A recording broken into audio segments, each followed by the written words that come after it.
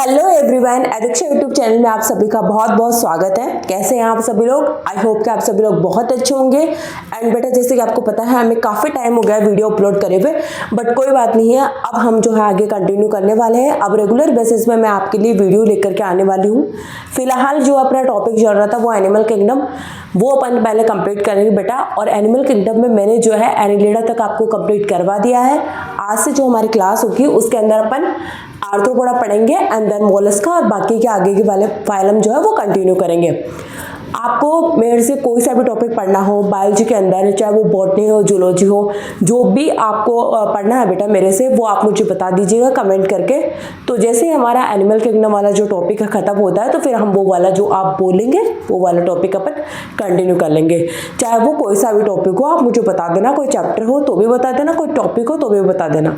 Second बात यह है बेटा कि आप जो है वीडियो का जो है आपको नोटिफिकेशन जो है उसके लिए आप जो है चैनल को सब्सक्राइब कर लेना। साथ ही एडुक्शा जो है उसी नाम से मेरा टेलीग्राम चैनल में, वहाँ पे भी आपको जो भी नोटिफिकेशंस है, जो भी वीडियोस है या जो भी नोट्स है वो वहाँ मिल जाएंगे आपको। और एडुक्शा नाम से हमारा इंस्टाग्राम चैनल भी है बेटा, तो आप उसको भी क्या कर सकते हो, फॉलो कर सकते हो। तो चलिए बेटा, ये बेसिक जो बात थी वो मैंने आपको बता दी है। अब इससे पहले देखो, हमने जो है एनिमल किंगडम काफ़ी पहले पढ़ा था। मैंने आपको जब स्टार्टिंग में एनिमल किंगडम पढ़ाया था, स्टार्ट करवाया था, तो उसी टाइम मैंने आपको बेसिस ऑफ क्लासिफिकेशन पढ़ाए थे, जिसमें मैंने आपको बताया था बेटा कि आप सबसे पहले तो जितने भी फाइलम्स है उसके नाम कंप्लीट कर लो। फाइलम्स के नाम जैसे आपके कंप्लीट हो जाएंगे, मतलब सीक्वेंस है पोरिफेरा से कोर्डेटा तक आपको लर्न करने।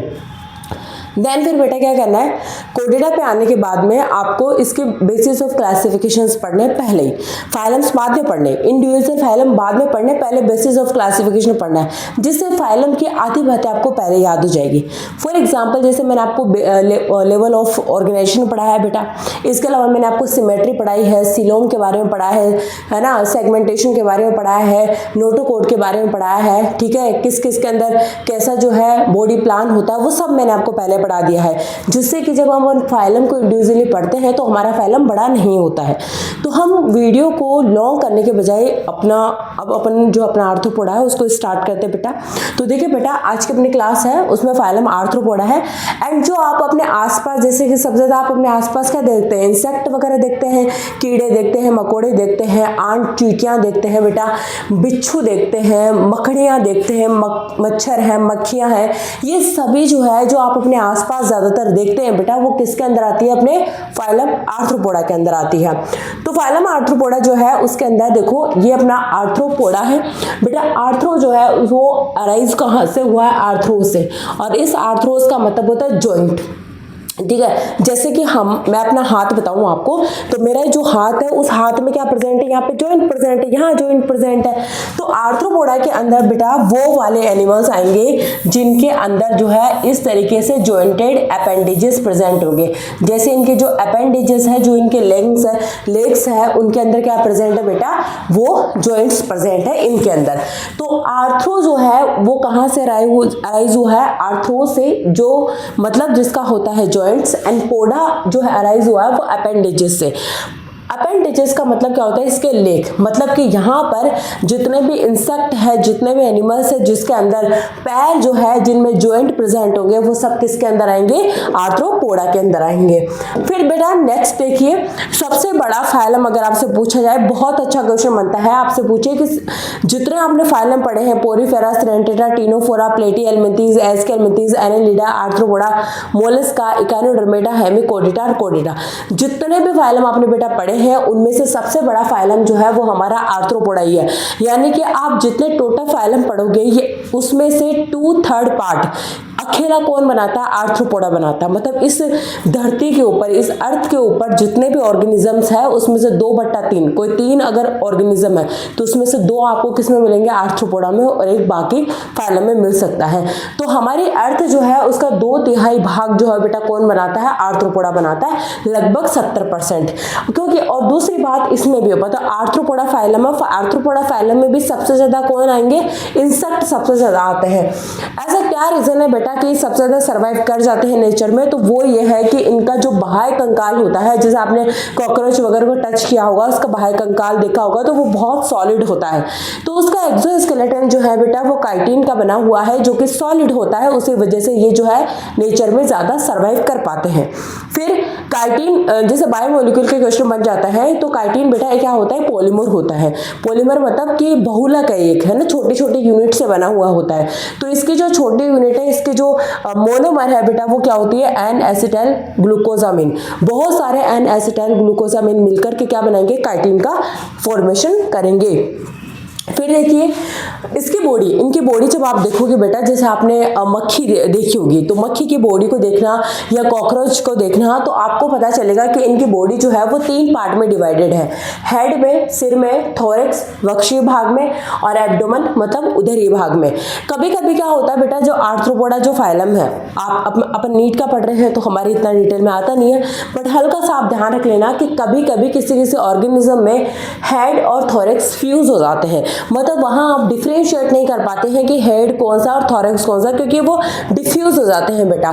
तो जब किसी में हेड और थोरेक्स डिफ्यूज हो जाते हैं, तो उसके लिए क्या टर्म यूज करते हैं, सिफेलोथोरेक्स। सिफेलो का ध्यान रखना, हेड के लिए, हेड वाले रीजन के लिए हमेशा क्या आता है बेटा, सिफेलो टर्म यूज किया जाता है। तो जब सिर और थोरेक्स जब डिफ्यूज हो जाते हैं, फ्यूज हो जाते हैं आपस में, तो उसको अपन क्या बोलते हैं, सिफेलोथोरेक्स। और किसी ऑर्गेनिज्म के अंदर बेटा, किसी एनिमल के अंदर अगर थोरेक्स और एब्डोमेन दोनों अगर फ्यूज हो जाते हैं, डिफ्यूज हो जाते हैं आपस में, तो उसको लिए टर्म यूज किया जाता है, वो है ट्रंक। तो इनको इंडिविजुअली आप हेड, थोरेक्स, एब्डोमेन बोल सकते हो। हेड और थोरेक्स को मिला के सिफेलोथोरेक्स बोलोगे, थोरेक्स और एब्डोमेन को मिलाकर के ट्रंक आप बोलेंगे। फिर देखो बेटा, रेस्पिरेशन की बात करते हैं, मतलब इनमें श्वसन किससे होता है। तो आपको ध्यान रखना कि जो आर्थ्रोपोडा है, जब आर्थ्रोपोडा जो है वो आपको जल में भी मिल सकते हैं और स्थल पे भी मिल सकते हैं। मतलब ये आपको पानी में भी मिलेंगे और ये आपको जो है जमीन पर भी मिलेंगे।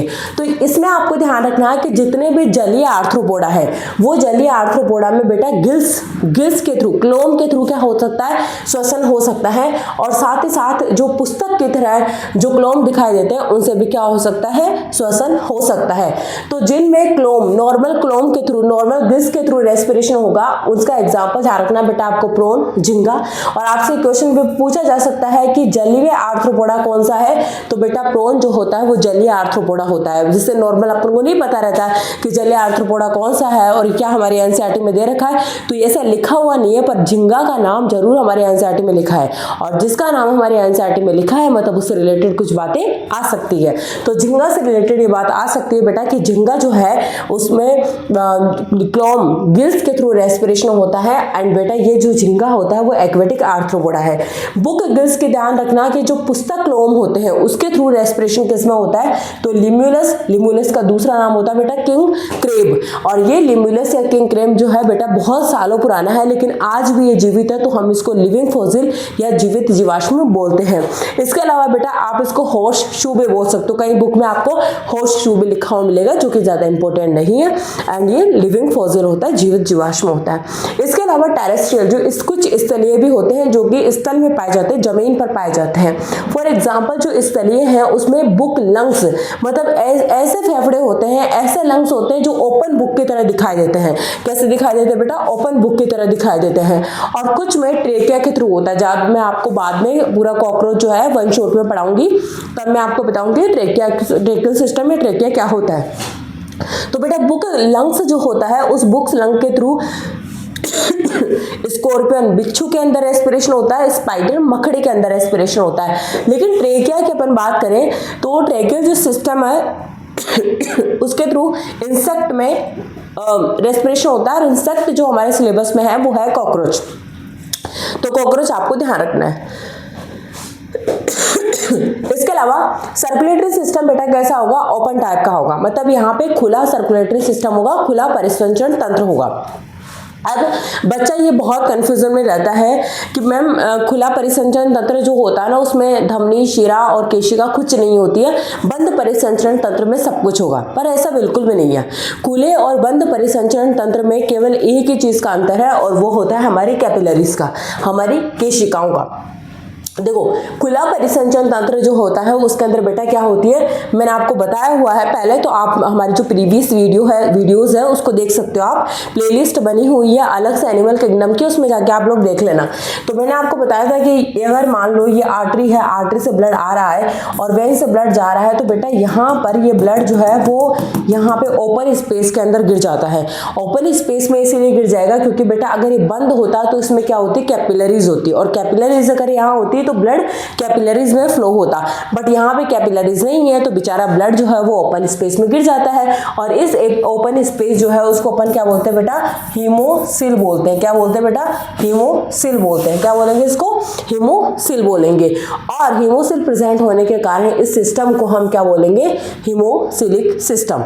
इसके अलावा बेटा आपको खुद को पता है कि यहाँ ब्लड जो है वो क्लोज तो रहता नहीं है, ब्लड जो है ओपन स्पेस में गिरता है, यहीं पे ऑर्गन प्रेजेंट होते हैं। तो हम ये कह सकते हैं कि ऑर्गन जो है वो डायरेक्ट किसके कांटेक्ट में रहते हैं, डायरेक्ट कहाँ प्रेजेंट होते हैं, ब्लड में प्रेजेंट होते हैं या डायरेक्ट ब्लड के कांटेक्ट में रहते हैं।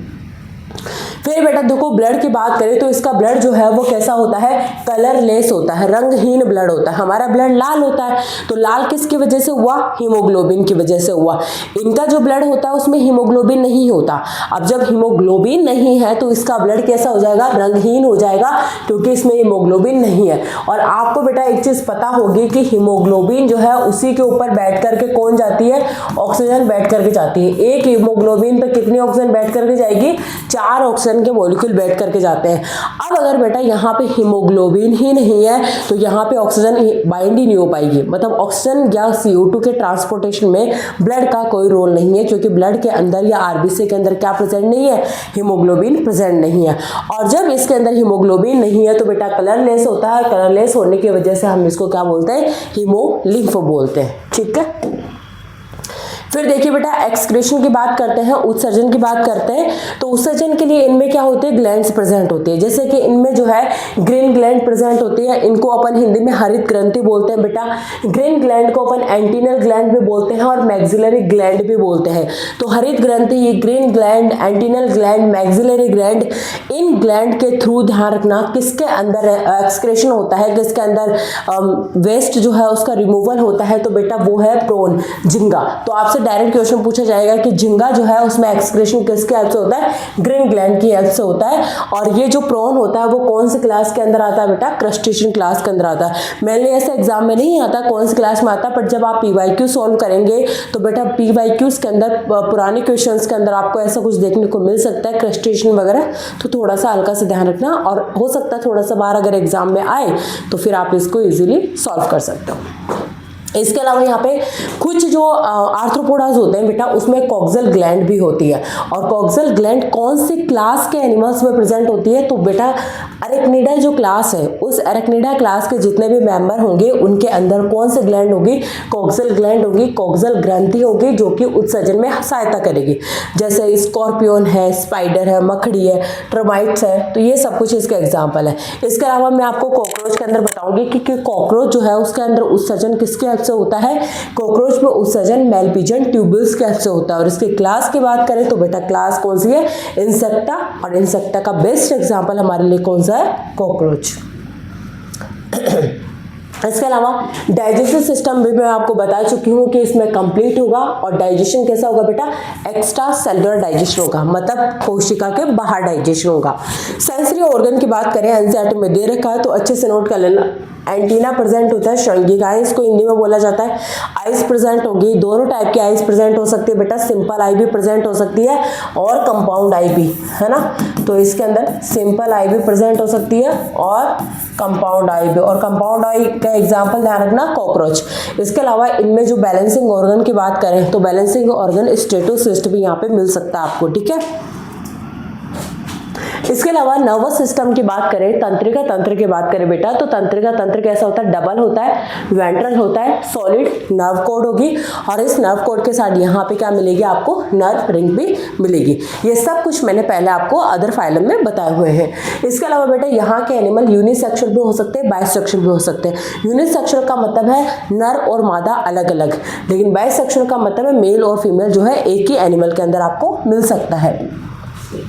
फिर बेटा रिप्रोडक्शन की बात करें तो यहाँ पे आपको सेक्सुअल रिप्रोडक्शन में मिलेगा, यहाँ आपको एसेक्सुअल रिप्रोडक्शन में मिलेगा।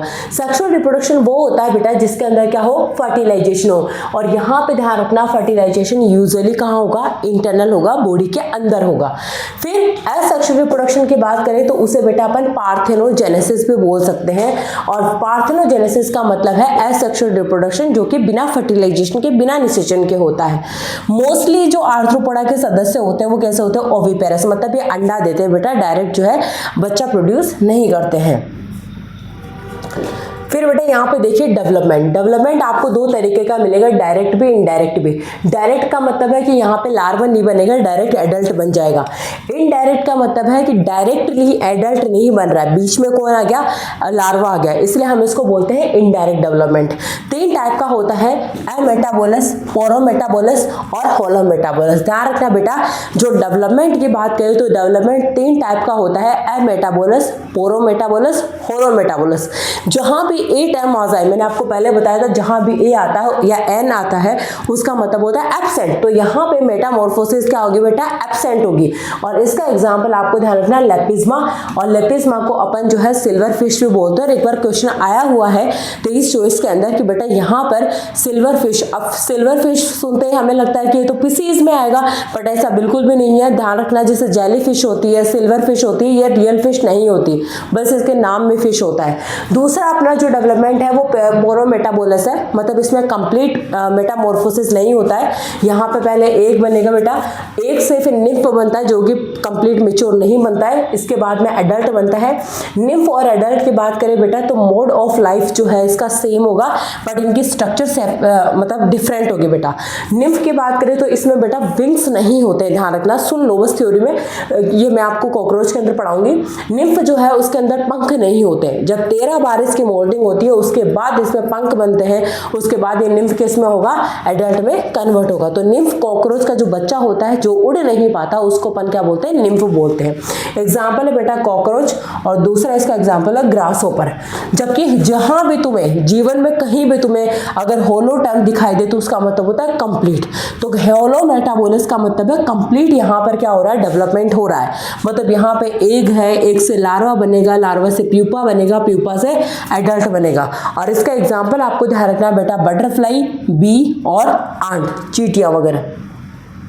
देन फिर मैंने यहाँ पे आपको स्ट्रक्चर यहाँ पे मैंने शो किए बेटा, यहाँ पर ध्यान रखना, ये अपना जो ये डायग्राम आपको दे रखा है बेटा वो किसका डायग्राम है, लोकस्ट का, जिसको अपन लोकस्टा और नॉर्मल कॉमन लैंग्वेज की बात करें तो जैसे आप बचपन से राम जी का घोड़ा बोलते हो, वही बेटा क्या होता है, लोकस्ट या लोकस्टा होता है। इसके लिए टर्म यूज किया गया ग्रीगेरियस पेस्ट। ग्रीगेरियस पेस्ट का मतलब बेटा ये अटैक करते हैं ग्रुप में, मतलब ये एक साथ ग्रुप के अंदर आते हैं और फिर फसलों के ऊपर अटैक करते हैं।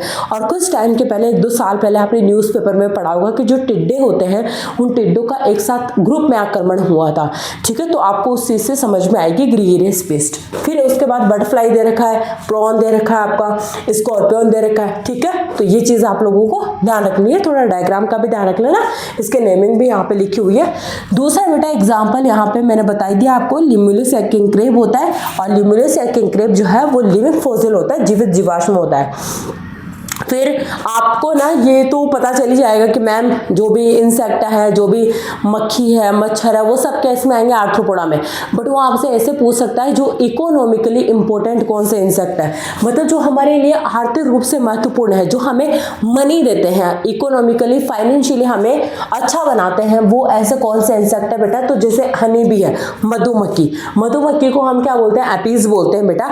इससे आपको क्या मिलेगा, हनी मिलेगा, इससे आपको क्या मिलेगा, बी वैक्स मिलेगा, मोम मिलेगी। बॉम्बिक्स को बेटा और क्या बोलते हैं अपन, सिल्क वॉर्म, ठीक है, रेशम कीट होता है बेटा, ये रेशम कृमि होता है जिससे अपन को सिल्क मिलेगा। लेसिफर को लाख इंसेक्ट बोलते हैं जिससे हमें लाख मिलती है, और लाख की हम क्या बनाते हैं, चूड़ियां बनाते हैं, बैंगल्स बनाते हैं और उनको सेल आउट करते हैं। इसके अलावा कुछ बेटा वेक्टर्स भी होते हैं, जैसे कि ये सारे मच्छर है बेटा और ये मादा मच्छर है सारे की सारी। तो ध्यान रखना है जो एनाफिलीज मच्छर होती है वो कौन सा डिजीज करवाती है बेटा, मलेरिया डिजीज करवाती है। क्यूलेक्स मच्छर कौन सा डिजीज करवाती है, फाइलेरियसिस डिजीज करवाती है। और इसी को बेटा आपने सुना होगा हाथी पांव रोग। 12th क्लास में अगर आप नहीं आए हैं तो आपको नहीं पता, लेकिन जैसे अगर आप 12th पकड़ चुके हैं तो आपको पता होगा हाथी पांव रोग। और ये हमारी एनसीईआरटी में डायग्राम भी दे रखा है जिसमें उस पर्सन का जो पैर है बेटा उसमें बहुत ज्यादा स्वेलिंग आ रखी है, हाथी के पैर जितना मोटा पैर हो रखा है, इसीलिए हम इसको क्या बोलते हैं, हाथी पांव रोग। और इसमें लसिका वाहिनियां अफेक्ट होती है। एडिस मच्छर जो है बेटा डेंगू कर सकता है और साथ में चिकनगुनिया जो है वो भी एडिस मच्छर ही करता है। ये चीज़ आप लोगों को ध्यान रखनी है। तो आर्थ्रोपोडा अपना यहाँ पे कंप्लीट होता है। हमारी जो नेक्स्ट स्लाइड होगी उसके अंदर अपन मोलस्का पढ़ेंगे। ये वीडियो आपको कैसे लगी बेटा मुझे कमेंट करके ज़रूर बताना। इसके अलावा आपको जो भी मुझसे टॉपिक पढ़ना मुझे ज़रूर बताना, मैं ज़रूर आपके लिए जो है वीडियो बनाऊंगी। Thank you so much, bye bye.